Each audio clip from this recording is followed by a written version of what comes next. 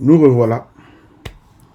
Euh, je ne, je n'ai même pas fini de parler et on a eu des problèmes déjà. Tout à l'heure, je vous ai dit que je redoute les problèmes d'électricité. Mais voilà, donc on a été interrompu. Là, je suis en mode dégradé. Je compte sur mes batteries. Je compte sur mon projecteur. Nous espérons pouvoir donner toute cette leçon. Donc, nous parlons de la doctrine du salut ce soir.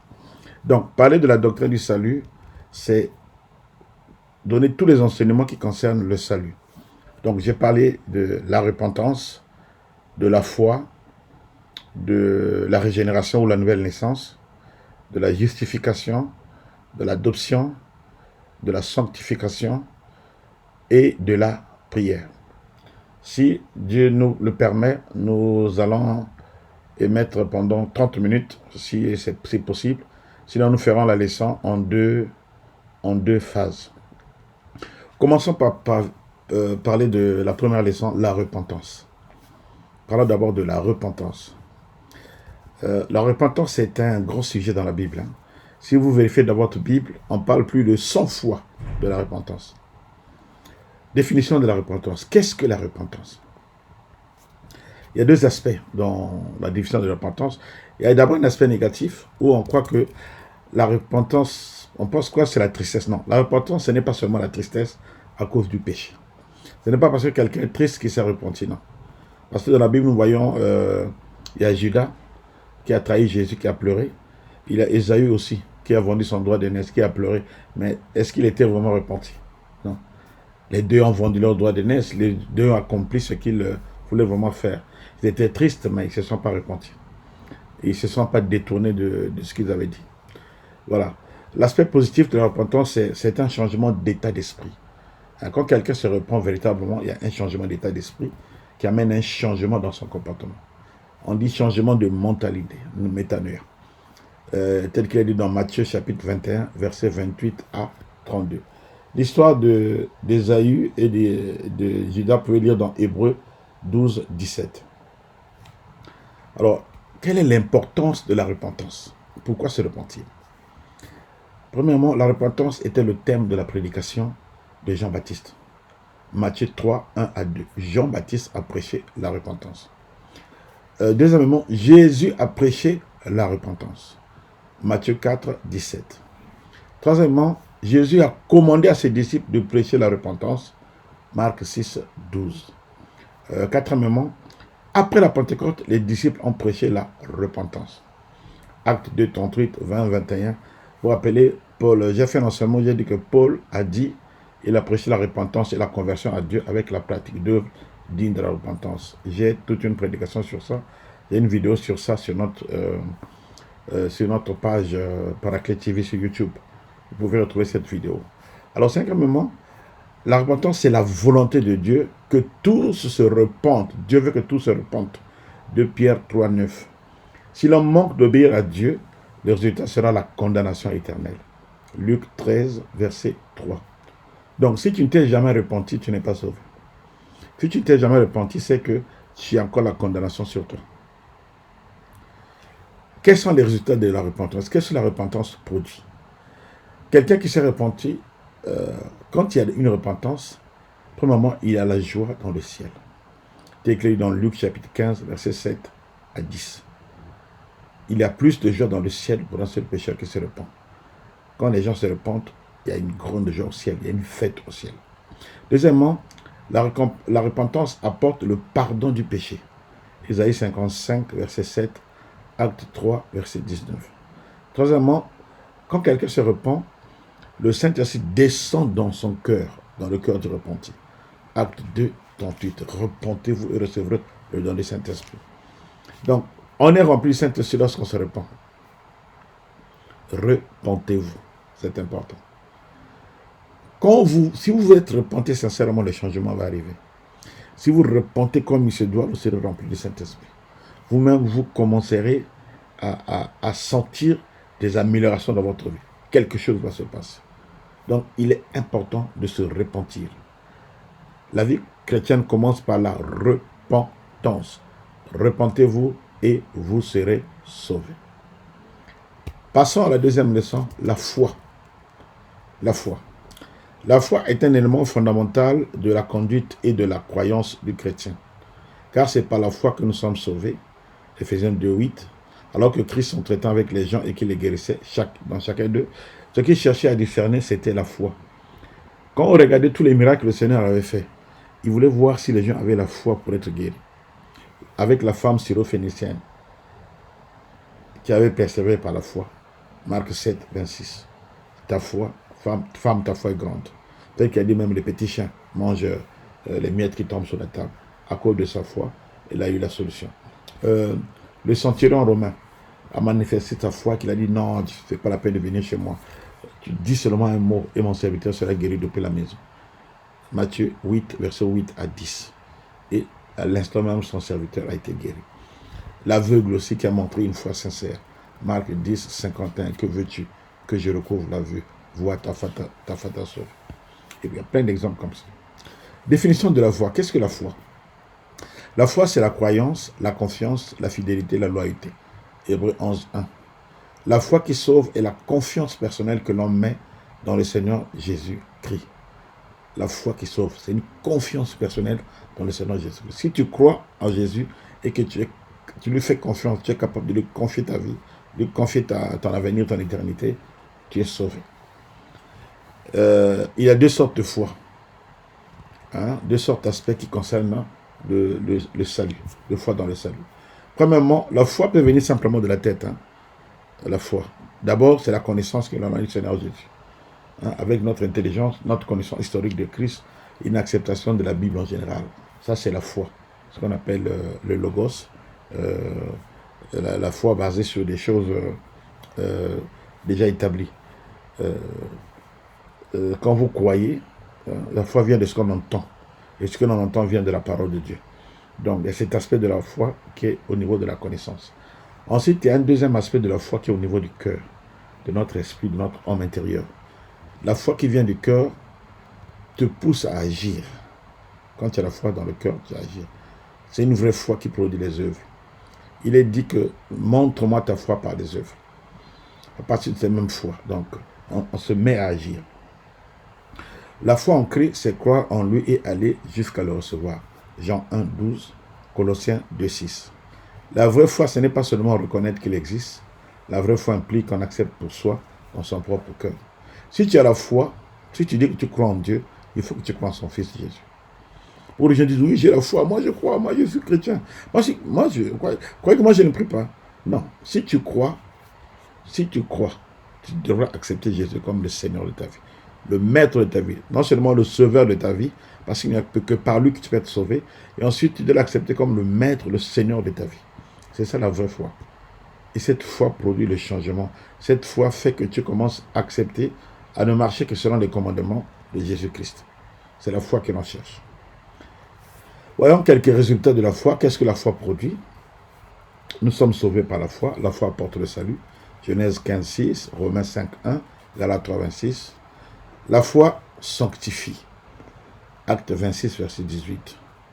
La foi donne la tranquillité, la paix, l'assurance et la joie.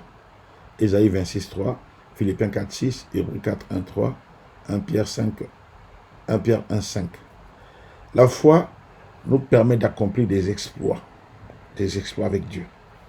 Hébreux 11, 32 à 40, Matthieu 21, 21, Jean 14, 12. Voilà en ce qui concerne la foi. Passons maintenant à la leçon sur la régénération ou la nouvelle naissance.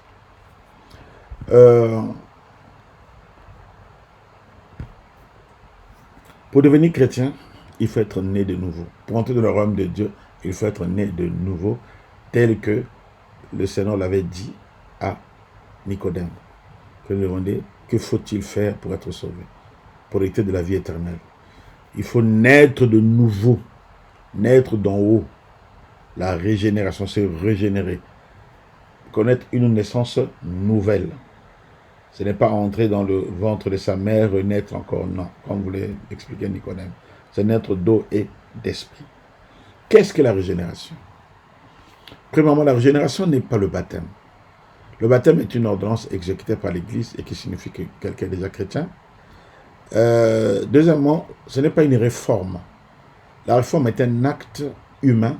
On se détourne de certains de ses péchés, alors que la régénération est une renaissance, une résurrection, une révolution, un acte surnaturel de Dieu. Troisièmement, la régénération est une résurrection spirituelle, une nouvelle création. 2 Corinthiens 5, 17, si quelqu'un est en Christ, les nouvelles créatures. Éphésiens 2, 1. C'est ça la régénération. C'est une transformation surnaturelle d'une personne. Quand quelqu'un est régénéré, vous le saurez que la personne là est née de nouveau. La personne là est régénérée. Ça ne s'invente pas. Vous le verrez, vous le saurez. Vous-même, si vous êtes régénéré, vous le saurez. Si vous ne l'êtes pas, vous le saurez aussi. Demandez à Dieu de vous régénérer. Il y a un besoin absolu de la nouvelle naissance. Il y a un besoin absolu de la régénération. Il faut absolument que quelqu'un soit régénéré pour être chrétien, pour être considéré comme chrétien. Il faut absolument. Sinon, vous ne pourrez pas avoir la victoire sur le péché. Tout homme doit être né de nouveau. Il n'y a pas d'exception. Tel qu'il est dit dans Jean 3, verset 3-7, Galates 6, 15. La condition de péché de l'homme exige, il faut que tu sois né de nouveau. Jean 3, 6, Jérémie 13, 23, Romains 7, 18, Romains 8, 8. La sainteté de Dieu l'exige. Hébreux 12, 14. Ce que Dieu veut, c'est votre sanctification. Vous devez changer, vous devez être transformé. C'est ce que Dieu veut. La sainteté de Dieu exige que les gens soient régénérés. Quels sont les moyens de la régénération, les moyens de la nouvelle naissance? La nouvelle naissance est l'œuvre de Dieu. Jean 1,13, Tite 3,5, Jean 3,5. Elle est totalement et sans conteste l'œuvre de Dieu. C'est Dieu qui régénère. Personne ne peut se sauver lui-même. Personne ne peut se transformer lui-même. Personne ne peut changer lui-même. Priez seulement pour les gens, que Dieu les régénère, que Dieu les transforme, et vous verrez le miracle s'opérer. C'est Dieu qui le fait. Le côté humain de la régénération, c'est recevoir la parole. Le seul rôle de l'homme, c'est recevoir Jésus. Jean 1, 12 et 13 dit, à ceux qui l'ont reçu, il leur a donné le pouvoir de devenir enfant de Dieu. Si tu reçois Jésus, alors il va te régénérer. Toi, ce qu'on te demande, c'est d'accepter Jésus dans ta vie simplement. Et tu seras changé, tu seras transformé. Donc, l'homme est régénéré en acceptant le message de l'évangile, tel qu'il est dans 1 Corinthiens 4, 15, Jacques 1, 18, 1 Pierre 1, 23, et en acceptant personnellement Jésus-Christ dans son cœur, Jean 1, 12, 13, Galates 3, 26. Acceptez Jésus-Christ dans votre cœur. Quand votre Seigneur, vous serez transformé. Vous recevrez une nouvelle vie, une nouvelle naissance. Vous serez une nouvelle créature. Amen. Que Dieu vous bénisse. Passons à une autre leçon. Passons à la justification. La justification, c'est un changement dans la relation, dans la position de l'homme envers Dieu. Quand tu es justifié, tu n'es plus même chose, comme on dit. Tu es quelqu'un d'autre devant Dieu. La régénération traite du changement de la nature du croyant. La justification traite de sa position vis-à-vis de Dieu. Dieu te considère autrement. Elle est plus que le pardon. Justifier quelqu'un, c'est-à-dire qu'il est droit, qu'il est en règle. Justifier, c'est plus que pardonner. Justifier, c'est le rétablir dans ses droits. Justifier, c'est le réhabiliter. Voilà, c'est une réhabilitation dans ses droits en tant qu'enfant de Dieu. Position perdue dans le jardin d'Éden et retrouvée en Jésus-Christ. La justification, quelle est la définition de la justification donc? C'est un acte légal de Dieu par lequel ceux qui mettent leur foi en Christ sont déclarés en règle avec sa loi de sainteté et libres à ses yeux de toute condamnation venant de leur état de culpabilité dû au péché. Je vais redire. Belle définition de la justification. La justification est un acte légal de Dieu par lequel ceux qui mettent leur foi en Christ sont déclarés en règle avec sa loi de sainteté et libres à ses yeux de toute condamnation venant de leur état de culpabilité dû au péché. La justification. C'est comme ce qu'on a dit, la grâce présidentielle. Le président peut te justifier, dit même si tu as été condamné, il te justifie, dit maintenant, je signe, tu es libre. C'est ça la justification. C'est une grâce divine. Il y a deux éléments dans la justification. Il y a d'abord le pardon du péché, l'éradication de toute culpabilité et de toute condamnation. Michée 7, 18, 19, Acte 13, 38, Romains 8, 1, 33, 34. Il n'y a plus de condamnation pour ceux qui sont en Jésus-Christ. D'abord le pardon. Ensuite, l'attribution à l'homme de la sainteté de Christ et sa résurrection dans la faveur de Dieu. 2 Chroniques 27, Jacques 2, 23, Romains 5, 17, 21. C'est-à-dire que ce que Christ a fait en étant été justifié lui-même, on te l'attribue maintenant à toi. On te pardonne, on dit que toi aussi tu es devenu juste à cause de Christ, pas à cause de toi. Dieu te voit maintenant, tu es juste à travers l'œuvre de Christ accomplie à la croix de Golgotha. Quelle est la méthode de la justification? Comment Dieu justifie? Ce que la justification n'est pas. On n'est pas justifié en exécutant les œuvres de la loi. Ce n'est pas parce que tu fais quelque chose que tu es justifié, non. Tu ne pourras rien faire de bon pour te justifier de tes péchés. Le péché est trop fort, quel que soit le savon que tu vas utiliser, il ne pourra jamais s'enlever. Il n'y a que le sang de Jésus qui peut l'enlever. Romains 3, 20, 28, Galates 2, 16, 3, 10, on n'est pas justifié par les œuvres de la loi. La justification, c'est quoi? Elle est gratuite. C'est une opération gratuite, c'est la grâce de Dieu. Venez acheter et manger sans rien payer. Romains 3, 24, elle est gratuite, c'est une offre. Elle est offerte. Mieux encore, elle est offerte, gratuite pour nous, offerte en fait parce que quelqu'un en a payé le prix. Christ a payé le prix. Comme disait un ami pasteur, rien n'est gratuit, mais tout est offert. Donc la grâce a été offerte. Voilà la justification. Par le sang de Jésus-Christ, donc on est justifié par le sang de Jésus. La grâce et la justification nous est donnée par le sang de Jésus. Romains 3, 24, 5, 9, 2 Corinthiens 5, 21, Hébreux 9, 22. Alors, la condition de la justification, c'est de croire en Jésus-Christ. On appelle la méthode de la justification. Tu crois en Jésus et tu es justifié. Galates 2, 16, Romains 3, 26, Galates 3, 16, Acte 13, 39. Voilà. Donc, j'ai dit tout à l'heure que la justification, ce n'est pas le pardon. Le pardon, on te pardonne, mais le péché peut toujours être là. La justification, on oublie tout, on efface tout, on dit que tu es en règle. On fait comme si tu n'avais jamais péché. Voilà. Les hommes disent, on pardonne, mais on n'oublie pas. Mais Dieu pardonne et il prend nos fautes, il jette dans la mer, il ne se rappelle même plus. Passons à notre leçon. L'adoption. L'adoption. Le mot adoption veut dire le placement d'un fils. Placement d'un fils. C'était le terme juridique utilisé par les Romains à l'époque. Cela voulait dire qu'un homme prenait le fils d'un autre homme, et qu'il devenait son propre fils. Ce nouveau fils avait la même place et les mêmes privilèges qu'un fils né directement de ce père. Regardez donc Galates 4, 5, Romains 8, 15, 23, 9, 4, Éphésiens 1, 5. Exode 2, 10 et Hébreux 11, 24 aussi nous offrent deux splendides illustrations du sens biblique de l'adoption et comment l'adoption y est utilisée. Je répète que je ne lis pas les références parce que si jamais je me mettais à lire les références bibliques, on ne s'en sortirait pas. Je vais donner un enseignement et vous-même pourrez revenir en arrière, faire votre propre étude en vérifiant dans les Écritures ce que nous sommes en train de donner comme référence. Alors, on va dire certaines choses concernant la justification, l'adoption. Quelles sont les bénédictions qui accompagnent l'adoption? Il y a le fait que nous sommes l'objet particulier de l'amour de Dieu. Jean 17, 23, et de ses soins fraternels. Luc 12, 27, 33.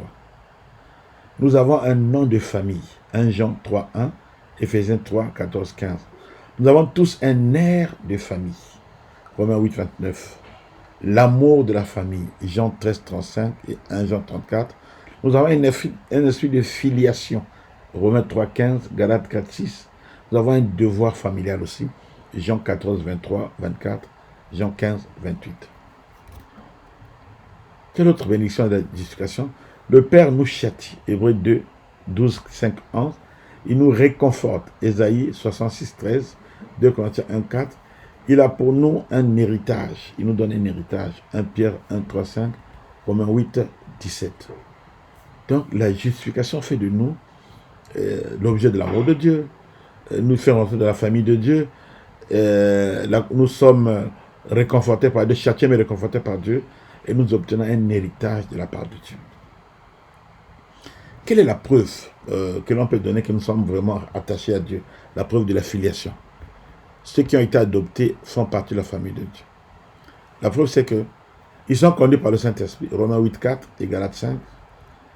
Ils ont une confiance en Dieu. Confiance d'enfant de Dieu. Galates 4, 5, 6. Ils ont libre accès à Dieu. Hein, quand tu es justifié, tu as un libre accès à Dieu. Tu es dit dans Ephésiens 3, 12. Tu peux t'approcher de Dieu, prier calmement. Dieu t'écoute. Tu es étonné. Tu pries, Dieu t'écoute. Tu es étonné des résultats que tu as par la prière. Hein? Il y a aussi de l'amour. Vous savez, quand tu es vraiment justifié par Dieu, adopté par Dieu, pardon, quand tu es vraiment adopté par Dieu, il y a un amour incroyable qui vient dans ton cœur.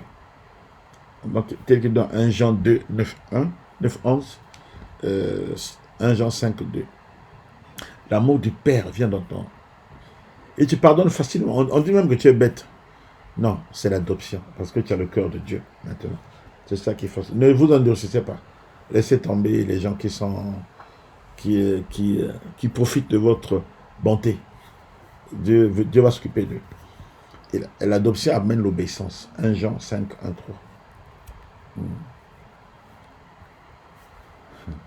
Réflexion, quelle est la différence entre être un fils de Dieu et être un serviteur de Dieu? Réfléchissez à ça. Vous pourrez me répondre dans les commentaires. Voilà, donc nous passons à une autre leçon concernant donc la doctrine de la foi. La leçon, c'est la sanctification. La sanctification a trait à notre personnalité et à notre conduite. La justification, c'est ce que Dieu fait pour nous, alors que la sanctification est ce que Dieu fait en nous. Idée dans le mot sanctification. Quand on parle de sanctification, qu'est-ce que la sanctification? C'est séparation du mal. Hein? Sanctifier, c'est on te sépare du mal. 2 Chroniques 29, 5, 15, 18. 1 Thessaloniciens 4, 3. La sanctification a trait à ce qu'on fait pour se détourner de tout ce qui est péché et qui souille le corps et l'âme. Se sanctifier, c'est se détourner du péché, se séparer du mal. Tu sais, c'est le mal, tu t'en sépares, tu te sanctifies. Sanctification veut aussi dire consécration à Dieu. Lévitique 27, 14, 16, Nombre 8, 17, Jean 10, 36. Tout ce qui est entièrement consacré au service de Dieu est sanctifié. Tu te détournes du mal et tu te consacres à Dieu. Tu dis que moi, je vais servir Dieu. La Bible parle de livrer ses membres à Dieu comme des instruments de justice. Celui qui est sanctifié, il décide de donner son corps, son âme, son esprit à Dieu. Ton corps n'est plus pour le péché, pour le sexe, pour l'adultère, pour le vol, pour les choses impures. Ton corps, tu ne peux plus l'amener n'importe où, dans les boîtes de nuit, Non, ton corps, tu ne l'amènes plus n'importe où. Tu le consacres à Dieu. Tu ne fais avec ton corps que des choses pures. C'est ça la sanctification. Voilà. Et quand tu es sanctifié, Dieu t'utilise. Ce qui est sanctifié, c'est ce que Dieu utilise. C'est écrit dans Ézéchiel 36, verset 23. Quand la sanctification a été le lieu, à quel moment quelqu'un se sanctifie? Bon, en toute honnêteté, il y a plusieurs aspects. La sanctification peut être dans le passé, dans le présent et dans le futur. Immédiatement, dans un état de sanctification. Je m'explique. Elle peut être instantanée. D'abord, 1 Corinthiens 6, 11, Hébreux 10, 10 et Hébreux 10, 14. Par un simple acte de foi en Christ, spirituellement tu reçois immédiatement la sanctification. C'est-à-dire que Dieu te considère comme pur. C'est déjà fait spirituellement, immédiatement, dans un état de sanctification. Ça, c'est l'œuvre de Dieu. Parce que Dieu l'avait déjà fait en fait. Il avait déjà sanctifié en Christ. Voilà pourquoi j'ai dans le passé. Elle peut être progressive, la sanctification. 2 Pierre 3,18, 2 Corinthiens 3,18, 1 Thessaloniciens 3,12. C'est ce qu'on appelle grandir de la maturité. Tu te sanctifies toi-même maintenant. Christ l'a déjà fait pour toi, mais toi-même maintenant, tu dois matérialiser cela. Tu te sanctifies progressivement. Tu es transformé progressivement en passant d'un degré à un autre. Changement dans ta personnalité, changement dans ta marche vers la gloire, changement dans ton caractère. Progressivement, tu vas voir des choses. Mais il faut poursuivre ça.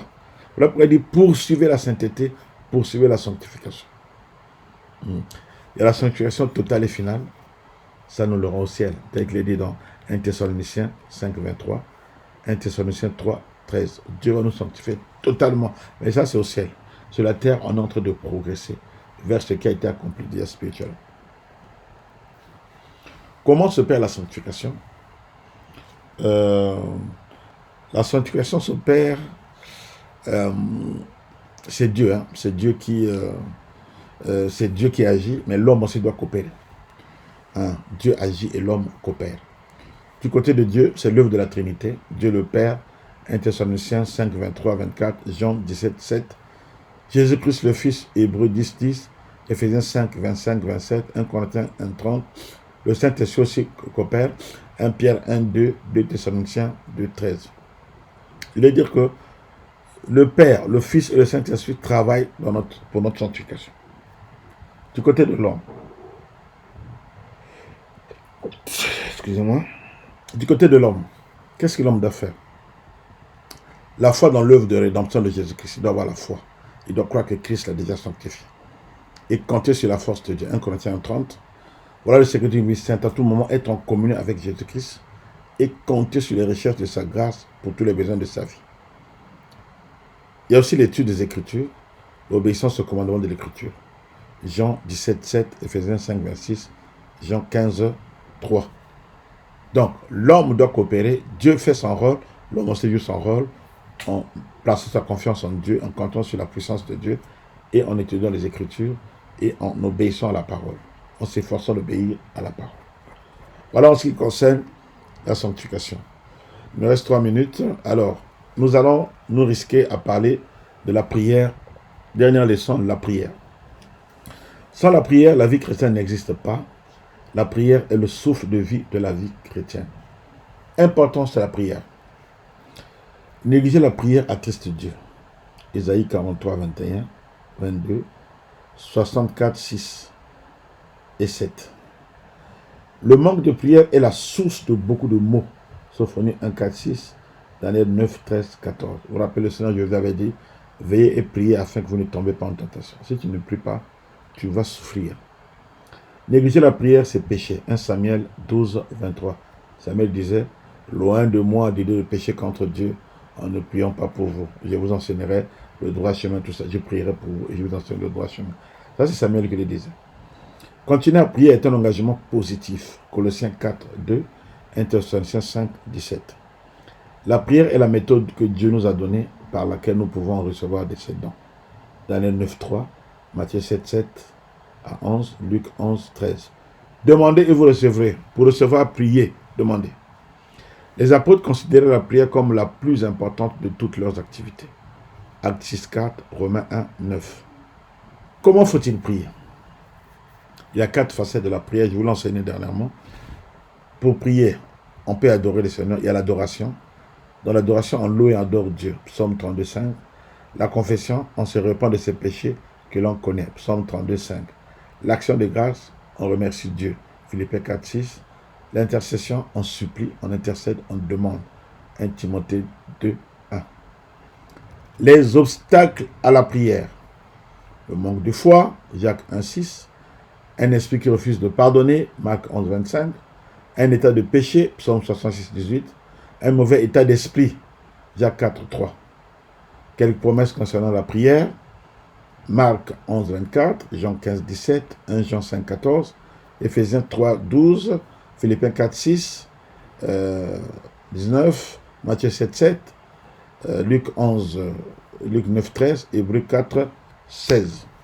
Voilà, bien aimé, pour ce message de ce soir. Je me suis battu à le donner en une demi-heure. Que le Seigneur vous bénisse. Revenez sur la leçon et lisez les informations vous-même. Amen.